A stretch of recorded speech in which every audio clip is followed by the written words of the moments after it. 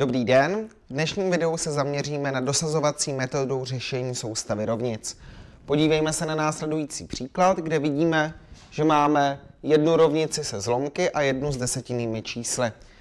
Tady nejprve, než začneme obě dvě rovnice řešit jako soustavu, doporučuji zbavit se právě těch zlomků a desetinných čísel.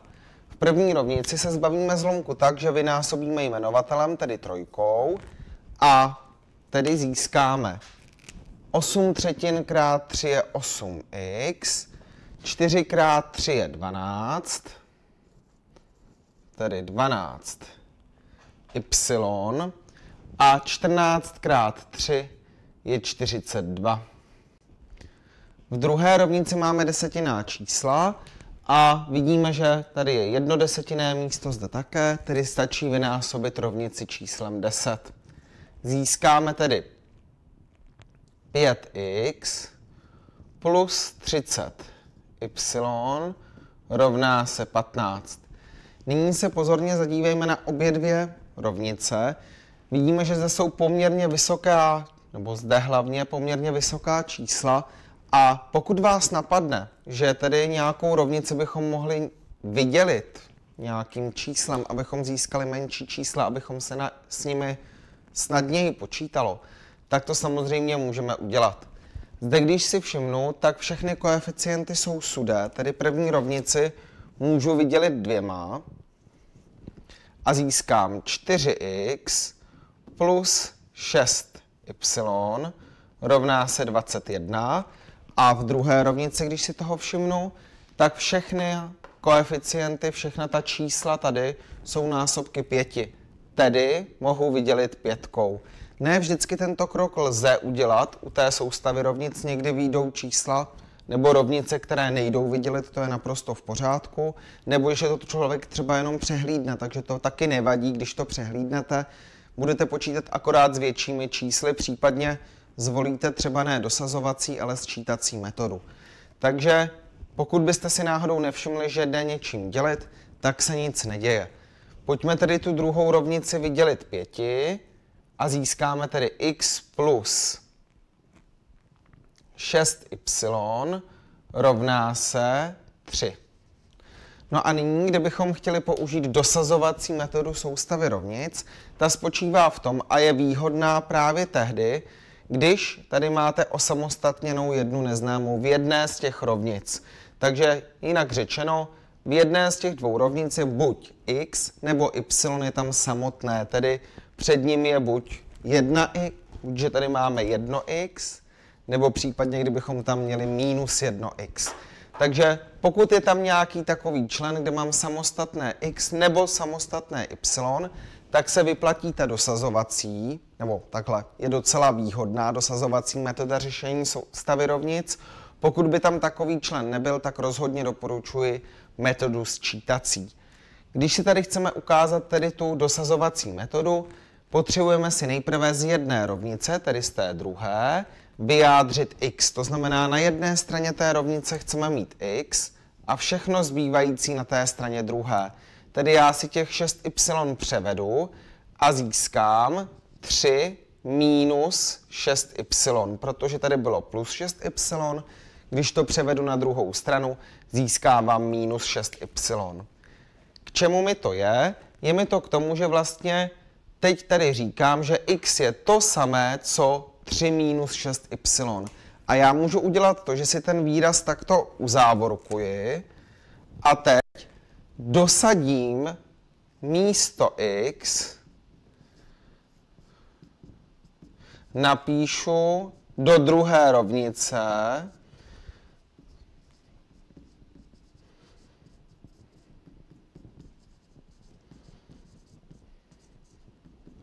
závorku.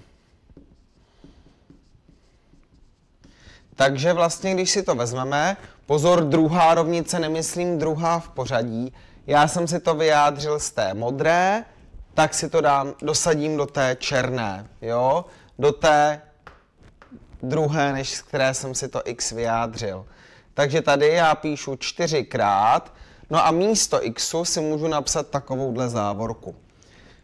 Za chvilku uvidíme, k čemu nám to je. 6 3 minus 6y a doopíšu plus 6y rovná se 21. Když jsme tedy udělali toto, že místo x jsme si napsali takovouhle závorku, tak teď jsme získali rovnici, kde máme jedinou neznámou a to je to y a můžeme to y spočítat. Tedy 4 x 3 je 12, minus 24y plus 6y je 21. Zde tedy můžeme sečíst členy s y. 24y plus 6y minus 24y plus 6y je minus 18y. A tady 12 převedeme na druhou stranu. 21 minus 12 je 9. Nyní tedy dořešíme, vynásobíme minus jedničkou, získáme 18y je minus 9 a vydělíme 18, tedy y je minus 9 18, což lze zkrátit 9 na minus 1 polovinu. Pokud byste ten výsledek napsali desetiným číslem, tak se vůbec nic neděje. Důležité je ale, že my jsme spočítali zatím jenom y a musíme dopočítat ještě to x.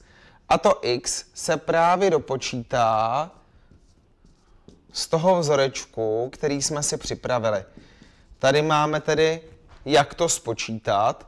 X se rovná 3 minus 6 krát y. A to, kolik to y je, to už já vím, to jsem si zde připravil. Je to minus 1 polovina. Kdo byste si tam dali desetinné číslo, tak byste to vlastně měli trošku jednodušší, ale já to ukážu i takto, jak bychom pokračovali. 6 si můžu představit jako 6 jednin, minus 1 polovina. No a nyní můžu přes krát, mohu krátit 6 a 2 na 1 a 3.